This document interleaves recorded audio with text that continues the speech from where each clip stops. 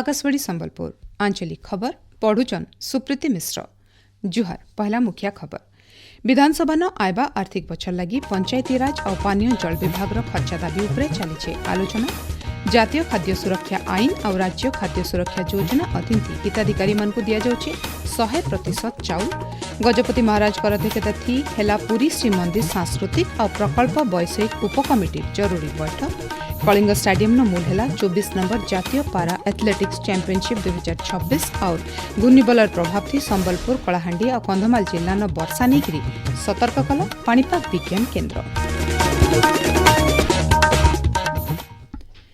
एथर पूरा खबर विधानसभा बजेट अधिवेशन 2 नंबर खेपर 8 नंबर दिने आइजविल कटक एससीबी मेडिकल अग्निकांड और रोगी मृत्यु घटना के नेकरी गृह कार्य प्रभावित होता। सकाल बेला गृह कार्य मूल अनुसार विरोधी बीजेडी और कांग्रेस सदस्य माने स्वास्थ्य मंत्री इस्तीफा दाबी करबार सहित स्लोगान देकरी गृह मझान विक्षोभ प्रदर्शन करथिले।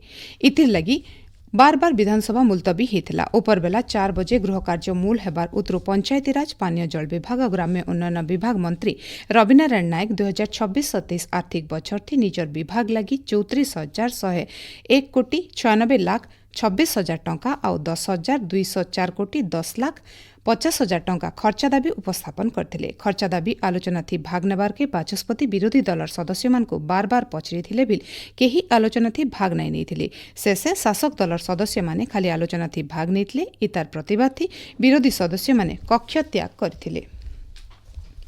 जातीय खाद्य सुरक्षा आईन और राज्य खाद्य सुरक्षा योजना थी राज्य हिताधिकारी मानकु 100% चाउल बंटा जाउछि। आयबा दिने गहम बांटवार लगी राज्य सरकार व्यवस्था करुछन बोली खाद्य जोगाण और खाउटी कल्याण मंत्री कृष्णचंद्र पात्र आज विधानसभा न गोटे प्रश्नर उत्तर थी कहिछन। मंत्री श्री पात्र कहिछन जातीय खाद्य सुरक्षा आईन अधीन थिबा 87,625 टा परिवार के आउ 12,36,399 अंत्योदय परिवार सदस्यों को माहलिया चाउल जुगी दिया जाउछि। सेंता राज्य खाद्य सुरक्षा योजना अधीन थिबा 1,15,129 टा परिवार के हाराहारी 1,88,000 मेट्रिक टन चाउल जुगे दिया जाउछि बोली जोगाण मंत्री कहिछन। राज्य सरकार गला 16 तारीख तक 72 लाख मेट्रिक टन धान घिनिछन बोली खाद्य जोगाण और खाउटी कल्याण मंत्री कृष्णचंद्र पात्र विधानसभा न कहिछन। इ बाबत गोटे प्रश्नर उत्तर थी मंत्री श्री पात्र कहिछन इ समय थी 17,20,000 चाषी को एमएसपी बाबदे 16,225 कोटी और इनपुट साहज बाबदे 5,007 कोटी टंका दिया जाइछि। चाषी मानकु एबतक धान बिक्री बाबदे मोट 21,232 कोटी टंका जुगे दिया जाइथिबा मंत्री गृहन सूचना दैछन। मंत्री कहिछन धान घिना के ठीक भावे करबार लगी ओडिशा राज्य जोगाण निगम के सरकार 5,000 कोटी टंका आवर्तन पांठी जुगे दैछन। भिन्न भिन्न बैंक नु ऋण करिकरी धान घिनबार लगी सरकार 17,500 कोटी टंका बैंक गारंटी दैछन। आयबा मार्च 31 तारीख तक राज्य सरकार चाषी मानकनु 73 लाख मेट्रिक टन धान घिनबार लक्ष्य रखिछन बोली जोगाण मंत्री कहिछन। राज्य सरकार गहीर समुद्र भितरे माछ धरा के तहकाबार लगी गोटे खास अभियान मूल करबार के लक्ष्य रखिछन बोली मत्स्य और प्राणी संपद मंत्री गोकुलानंद मल्लिक विधानसभा न सूचना दैछन। मंत्री श्री मल्लिक कहिछन गुहेर समुद्र माछधरा मिशन अधीन थी आयबा 5 बछर भितरे राज्य और केन्द्र सरकार भिन्न भिन्न योजना जरिए 150 टा माछमरा जहाज जुगेई देबार व्यवस्था करिछन। मुख्यमंत्री कृषि उद्योग योजना और प्रधानमंत्री मत्स्य संपद योजना जरिए आग्रही योग्य हिताधिकारी मानकु कम दाम थी माछमरा जहाज जुगेई दिया जिबा। माछधरा बंदर मानकर विकास करा जिबार सहित फिशिंग हार्बर उन्नतीकरण करा जिबा बोली मंत्री कहिछन। राज्यसभा न आज कार्यकाल शेष थिबा 20टा राज्यर 59 जन सदस्यों को विदाय संबर्धना दिया जाइए। सेथिर भितरे ओडिशार 4 जन सदस्य सुजित कुमार निरंजन बिसी मुन्ना खान ममता महंत रहिछन। विदाय संबर्धना समारोह थी प्रधानमंत्री नरेंद्र मोदी जोग देकरी कहिछन राजनीति न केभे भी पूर्णच्छेद नहीं थाए संसदीय गणतंत्र थी इ सदस्य मानकर अवदान सबुबेले सुर्ता हेकरी रहबा। इ अवसर नौथुबा सदस्य मानकर अनुभूति और अवदान सबुबेले देश लागी प्रासंगिक और गुरुत्वपूर्ण हेकरी रहबा बोली प्रधानमंत्री कहिछन।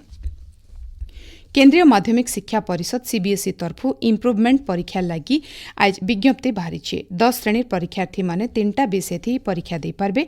जातीय शिक्षानीति 2020 अनुसार इ बछर पहला करी सीबीएसई तरफु 2टा बोर्ड परीक्षा करा जाउछि। पहला बोर्ड परीक्षा थी पास करथिबा छात्र छात्री माने 2 नंबर बोर्ड परीक्षा दे पारबे। आइबा 31 तारीख तक परीक्षार्थी मानकर तालिका बाहर करा जिबा बोली बोर्ड तरफु कुहा जाइछि। आपण माने खबर सुनुछन आकाशवाणी संबलपुर केन्द्रनु।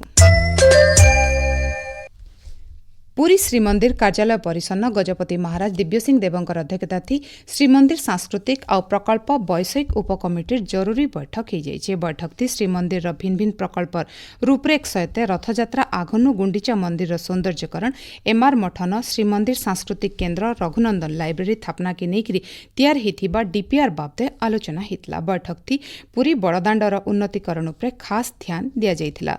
श्रीमंदिर मुख्य प्रशासक डॉक्टर अरविंद पाढ़ी आभासी जरिए जोग देथिबार बेलके पुरी जिलापाल आरक्षी अधीक्षक श्रीमंदिर परिचालना कमिटी सदस्य मानकर सहित अलगा माने उपस्थित थिले। इ बाबदे पुरी जिलापाल दिव्यज्योति परिडा कहिछन आज गजपति महाराज अध्यक्षता रे आज आमर प्रकल्प सांस्कृतिक सब कमिटी एवं प्रकल्प वैषयिक सब कमिटी जुग्म बैठक अनुष्ठित होइछि। एठारे आमे गुड़ाए प्रकल्प जो गुड़िक चली आसी ता उपरे आज तार ड्राइंग डिजाइन एवं तार कार्य समाप्ति केबे हब ताकू नहीं विस्तृत आज आलोचना होइथिला। एबे रथयात्रा पूर्वर जो अति जरूरी जो सब कार्य गुड़िक अच्छी ताकू आगे आमे एबे सारिबा को चेष्टा करछु।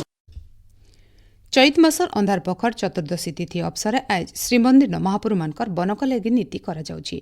इटा गोटे गुप्त नीति हेथिबानु संजबेलर 6 बजेनु रातिर 10 बजे तक सर्वसाधारण दर्शन बंद रखा जाइछि।